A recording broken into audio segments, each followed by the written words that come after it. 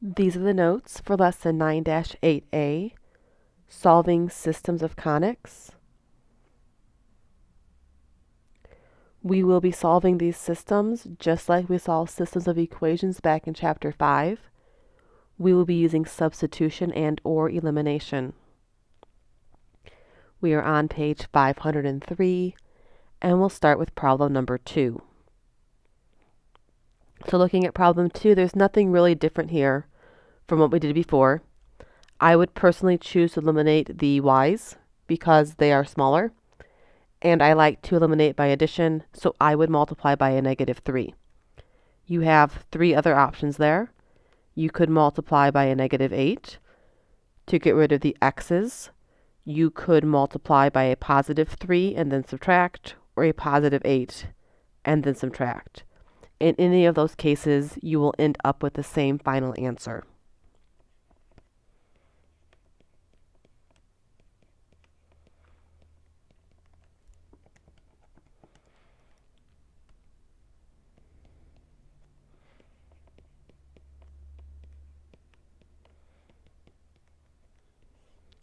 So if you followed along the same way that I did it, we would now be at 5x squared equals 45.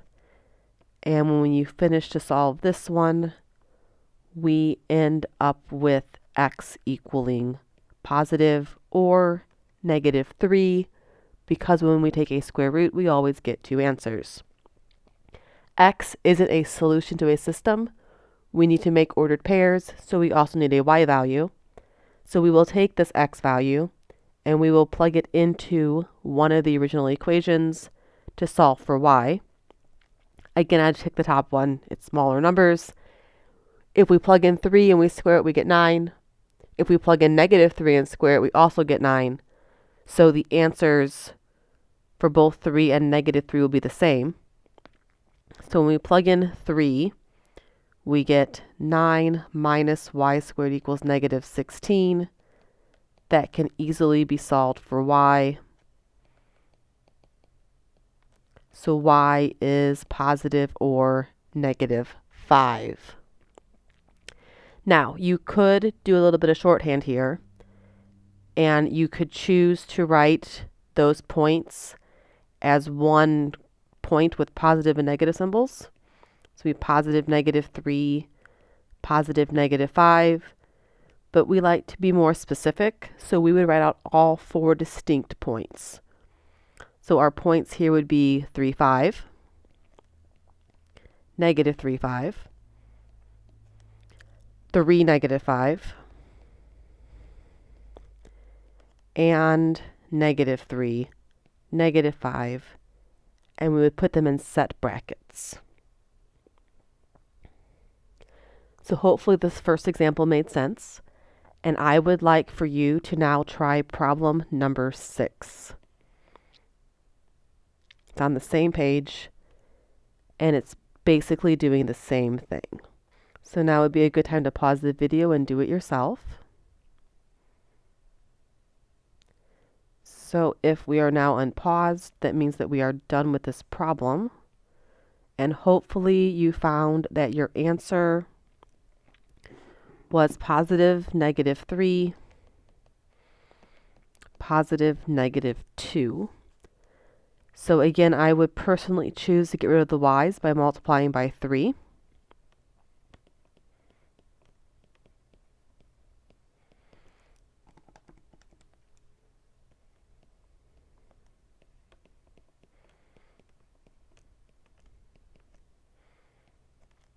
And when you do this, you get that 29x squared equals 261. So x squared equals 9, which does mean that x would be positive or -3. And then you would take that positive -3 and plug it back into one of the 2 problems. This time I'd probably use the bottom one. So 3 squared is 9 times 2 gives us 18. And if you plugged in the -3 instead, that answer would come out the same. So -3y squared is -12.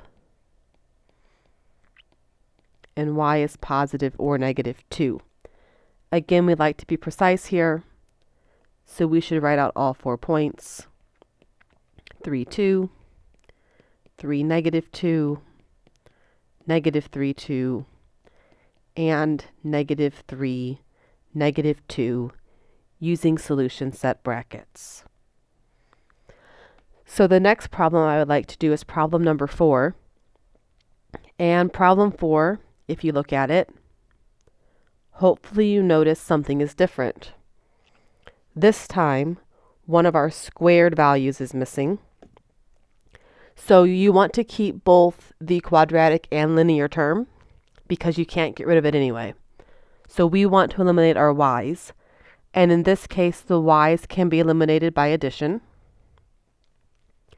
which gives us that 5, no it does not, which gives us that 4x squared, I lost a 4, apologize, plus 4x equals 80. So that came out just the way it was supposed to. This is quadratic, so we're trying to solve the quadratic equation, 4x squared plus 4x minus 80 equals 0.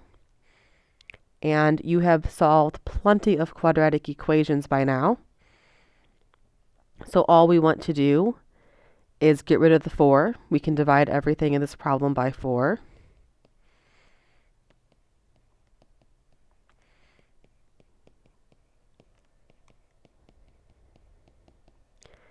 And we get that x could be negative 5 or positive 4. And then we take these x values and plug it back into whatever equation we like better. I'm going to use the bottom one because why not? So if I plug in negative 5, I get negative 20. So negative y squared would equal 0, y would equal 0. So at this point, we have one solution, negative 5, 0. And then we would also plug in the 4. 4 squared is 16. 16 times 2 is 32. That is not this problem. 4 times 4 is 16. Minus y squared is negative 20. So negative y squared is negative 36. Y is positive or negative 6.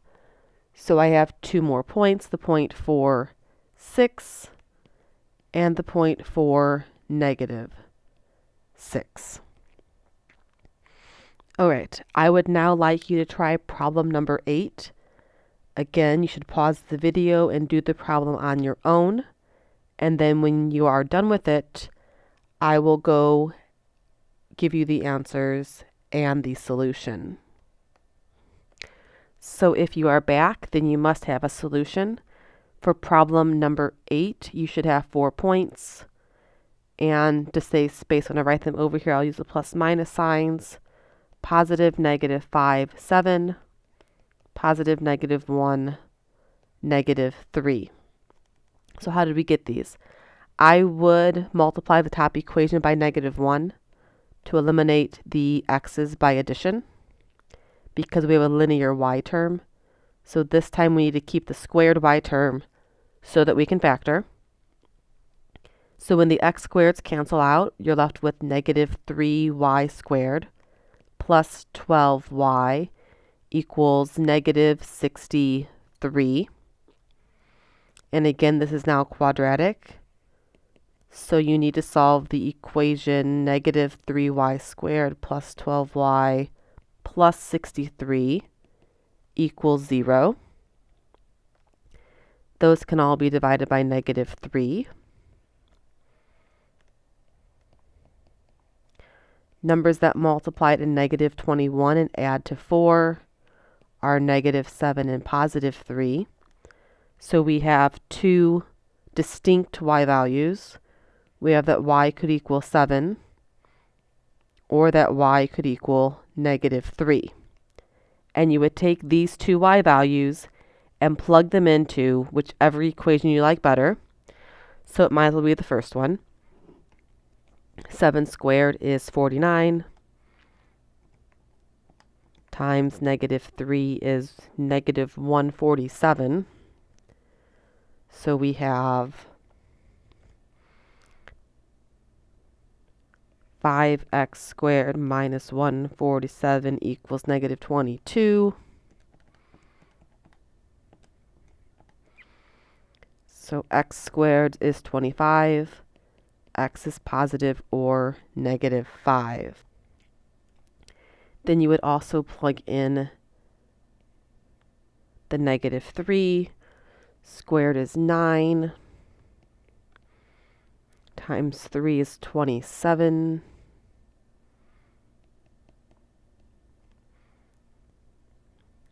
So x squared equals 1, and x is positive or -1. So our points this time are 5, 7, -5, 7, 1, -3, and -1, -3. There is one more problem I would like you to do today before you do the homework, and that is number 12. And for number 12, after you're done solving it, I would like you to graph it to verify your solution. Again, pause the video here, and then we will check your answer.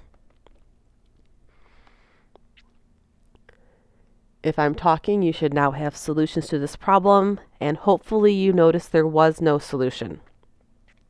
So if I were to solve this, I would start by multiplying the top equation by -8, because I like, again, to eliminate by addition.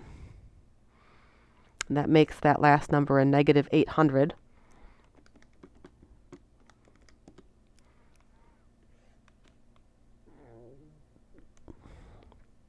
So 5y squared equals 605.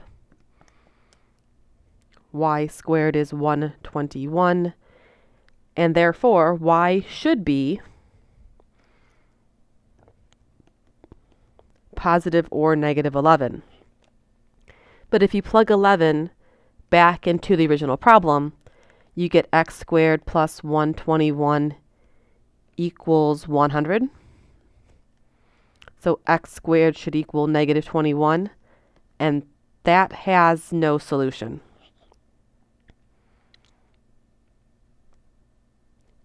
Squares can't equal negative numbers. So there is no solution. So the graph should verify this. And you look at your equation. The first equation is obviously a circle. The a and the b term are both 1. The center is 0, 0. And the radius is the square root of 100, which is 10. So I'm just going to count by 5s. When you graph these in the homework, you just need a rough enough sketch so that you know that your answer should be accurate, and so that you can easily check to see if you accidentally picked up an extraneous solution. So a circle with radius 10 would be here, since I'm counting by 5s. And your other shape is an ellipse.